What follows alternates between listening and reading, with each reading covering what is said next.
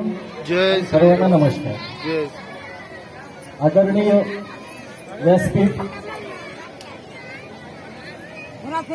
त्याचप्रमाणे या कमलापूर या नगरामध्ये जे एकल विद्यालयाच्या माध्यमातून जे या ठिकाणी आपण आपलं कार्य सुरू केलेलं आहे, खऱ्या अर्थाने एकलची ही जी संकल्पना या सर्वप्रथम या कमलापूरपासूनच सुरुवात झालेली आहे. बाकीच्या ठिकाणी नंतर झालं, पण कमलापूर पासूनच एकल काय आहे तिथूनच सुरुवात झालेली आहे.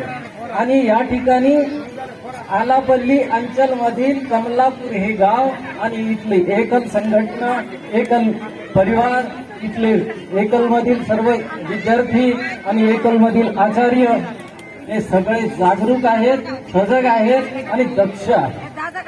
आपापल्या कर्तव्यामध्ये अगदी कर्तव्य तत्पर आहे.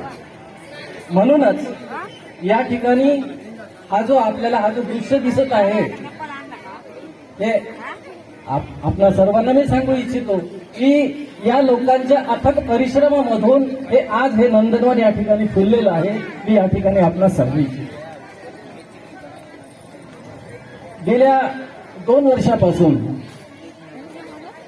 संपूर्ण भारतामध्ये कोरोनाचा काळ सुरू झालेला होता.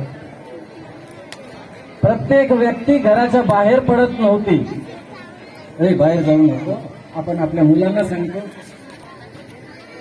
त्याचप्रमाणे आपली आई आपल्याला सांगते, आपण आईला सांगतो, आपण आपल्या वडिलांना सांगतो घराच्या बाहेर जायचं नाही बरं, कारण कोरोना नावाचा रोग आहे तो आपल्याला येणार आहे.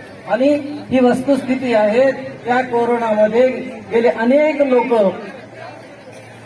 आपले प्राण गमावले आहेत, मरण पावले, हे आपण आपल्या डोळ्यांनी पाहिलेलं आहे. इतकी भयानक परिस्थिती त्या ठिकाणी असतानाही कोणी बाहेर पडू शकत नव्हते.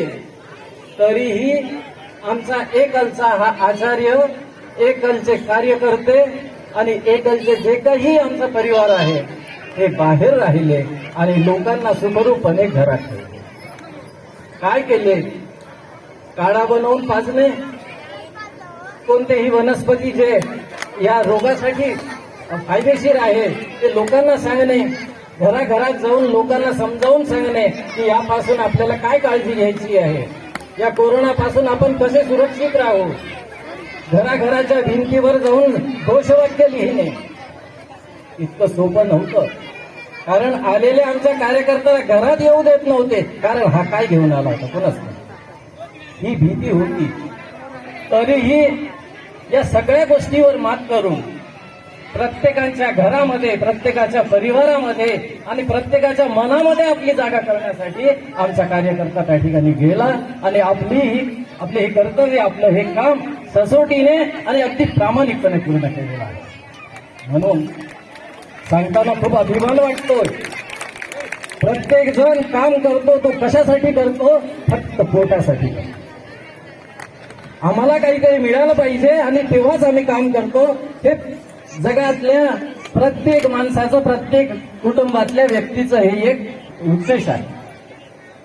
आमचा एकलमधील कार्यकर्ते, आमचा परिवार काय किती मोठा मोबदला घेतात, अगदी नामधारी काहीतरी मानधन घेतात, परंतु त्याच्या मोबदल्यामध्ये समाजाचं, आपल्या लोकांचं, आपल्या परिवाराचं, आपल्या मुलांचं जितकं काही करता येते त्या मानधनाच्या मोबदल्यासाठी नाही करत.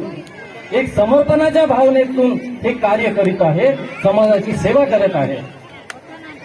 आणि म्हणून आपल्या सर्वांना माझी विनंती आहे, हे जे कार्य आहे हे अखंडपणे चालू राहणार आहे, हे कुठे संपणार नाही आहे.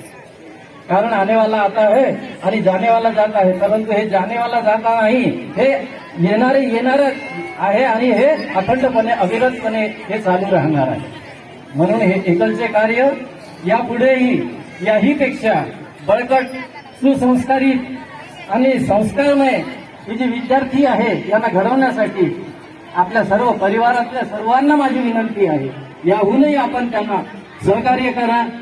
आपण मनाने आपले समजा आणि आपल्या पाल्यांना त्या ठिकाणी पाठवा आणि योग्य तो सहकार्य करून ही एकलची संघटना, ही एकलची चळवळ हे एकलचे कार्य याहून पुढे नेण्यासाठी आपण सर्वांनी मदत करावं आणि या ठिकाणी या व्यासपीठावर बसलेले सर्व आदरणीय मंडळी आहेत यांनाही माझी विनंती आहे आपणही वेळोवेळी आम्हाला मार्गदर्शन करावं की जेणेकरून हा जो रस्ता आहे ही जी वाट आहे ती चालण्यासाठी आम्हाला सुकर होईल एवढं मी बोलतो आणि माझ्या शब्दाला विराम देतो.